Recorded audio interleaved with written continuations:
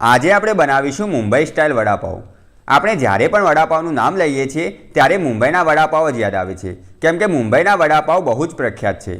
તો આજે આપણે મુંબઈ સ્ટાઇલ વડાપાવ બનાવતા શીખીશું અને સાથે સાથે લીલી ચટણી પણ બનાવીશું। જો તમને આ વિડીયોમાં આ વાનગી સરળતાથી સમજમાં આવી જાય અને વિડીયો સારો લાગે તો વિડીયોને લાઇક કરજો અને ચેનલને સબસ્ક્રાઇબ કરી બેલ આઇકોન દબાવવાનું ના ભૂલતા।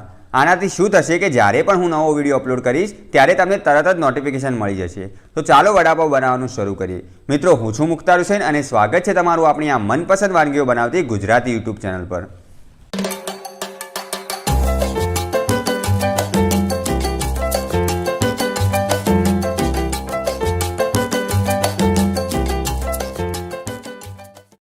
વડાપાવ બનાવવા માટે આપણે સૌથી પહેલાં 1 કપ જેટલા લીલા વટાણા લીધા છે અને આ વટાણાને આપણે આ કુકરમાં નાખી દેવાના છે। ત્યાર પછી 3 બટાકા લેવાના છે અને હવે આમાં 7 થી 8 કપ જેટલું પાણી નાખીને આને બાફવા માટે મૂકી દઈશું।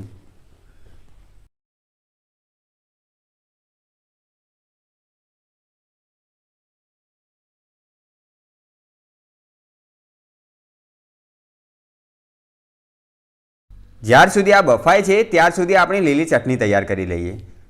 તો ચાલો હવે એક મિક્સરનો જગ લઈશું અને આમાં 5 થી 6 લીલા મરચાંને આ રીતે નાના ટુકડા કરીને નાખવાના છે। લીલા મરચાં પછી એક મુઠ્ઠી લીલા ધાણા નાખવાના છે, આને કોથમીર પણ કહેવામાં આવે છે। હવે આમાં એક મુઠ્ઠી ભરીને ફુદીના નાખવાની છે। ફુદીના અને કોથમીર તમારે સરખી લેવાની છે। ફુદીના પછી મેં આ 2 થી 3 ચમચી જેટલા શેકેલા ચણા લીધા છે। મેં આ ચણા ઉપરથી છોતરા નીકાળી લીધા હતા અને પછી આમાં નાખ્યા છે।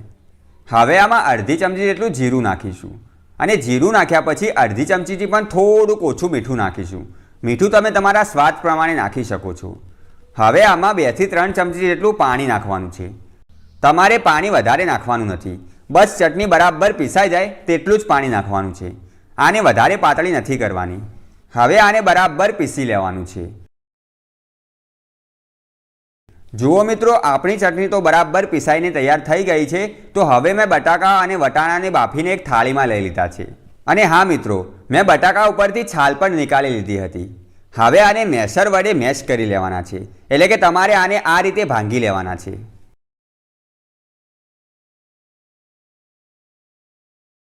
ચાલો હવે એક તપેલી લઈશું અને આ તપેલીની અંદર 3 થી 4 ચમચી જેટલો ચણાનો લોટ નાખીશું।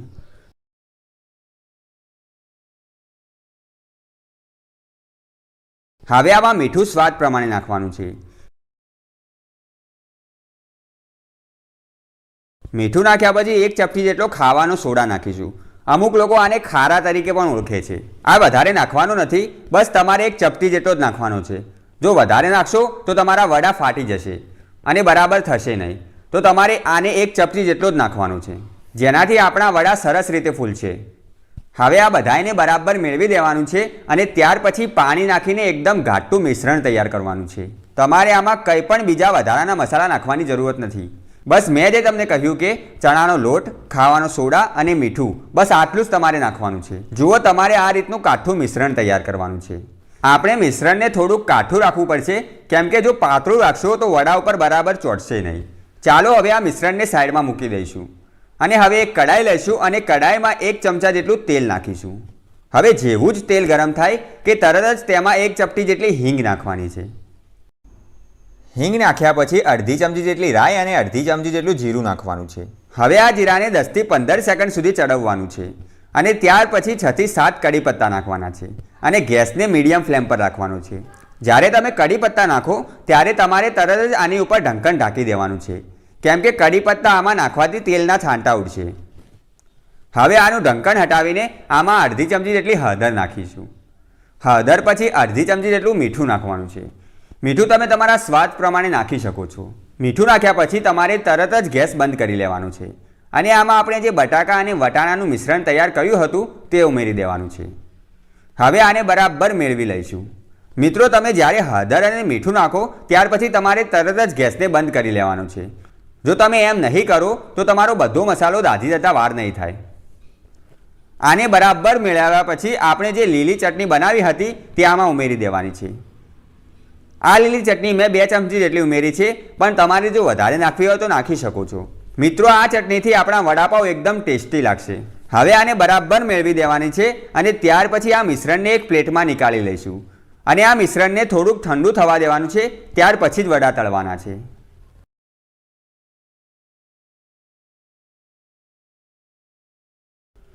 મિશ્રણ બરાબર ઠંડુ થઈ ગયું છે. તો હવે એક કડાઈમાં તેલ લઈશું અને તેલને ગરમ કરવા માટે મૂકી દઈશું. તેલ ગરમ થાય ત્યાર પછી તમારે આ રીતે મિશ્રણમાંથી એક નાનો લોયો બનાવવાનો છે અને પછી ચણાના લોટવાળા મિશ્રણમાં ડૂબાડીને તળવા માટે નાખી દેવાનું છે.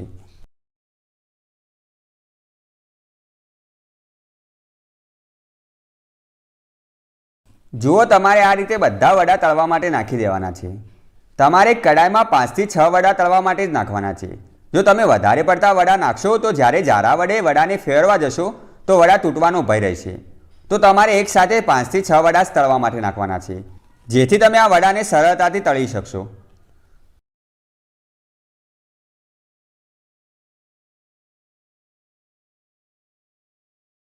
જુઓ, વડા સરસ રીતે તળાઈ ગયા છે. તો હવે આને એક થાળીમાં નીકાળી લઈશું. તમારે આને વધારે લાલ નથી કરવાના, બસ તમારે લગભગ 2 થી 3 મિનિટ સુધી આને તળવાના છે. આમ તો આપણો જે મસાલો છે તે બાફેલો છે અને આપણે જે મસાલા ઉપર ચણાનું લોટનું મિશ્રણ લગાવ્યું છે તે પણ કંઈ વધારે જાડું હોતું નથી. તો આને ચડતા વધારે વાર નહીં થાય. હવે મિત્રો ફરી એકવાર જોઈ લો. તમને આ વડા તળતા અંદાજે 2 થી 3 મિનિટ જેવું જ થશે અને તેલ બરાબર ગરમ હોવું જરૂરી છે. જો તમારું તેલ ઠંડુ થઈ જશે તો વડા તેલ પી જશે અને તમારી બધી મહેનત પર પાણી ફરી જશે.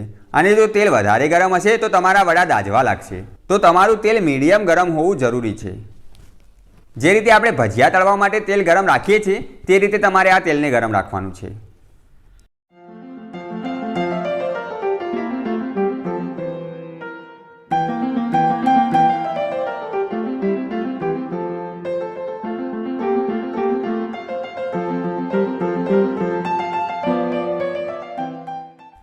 ચાલો હવે વડાપાઉં બનાવીએ. તો સૌથી પહેલાં તમારે છરી વડે આ પાવને વચ્ચેથી થોડોક કાપી લેવાનો છે. પછી આ પાવની અંદર લીલી ચટણી લગાવવાની છે. તમે તીખું ઓછું ખાતા હો તો લીલી ચટણી થોડી ઓછી લગાવજો.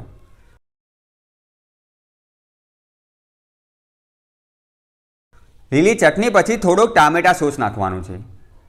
તમારે ટામેટા સોસ ઘરે કેવી રીતે બનાવવો તે શીખવું હોય તો તમે મને કોમેન્ટ બોક્સમાં જરૂરથી કહેજો.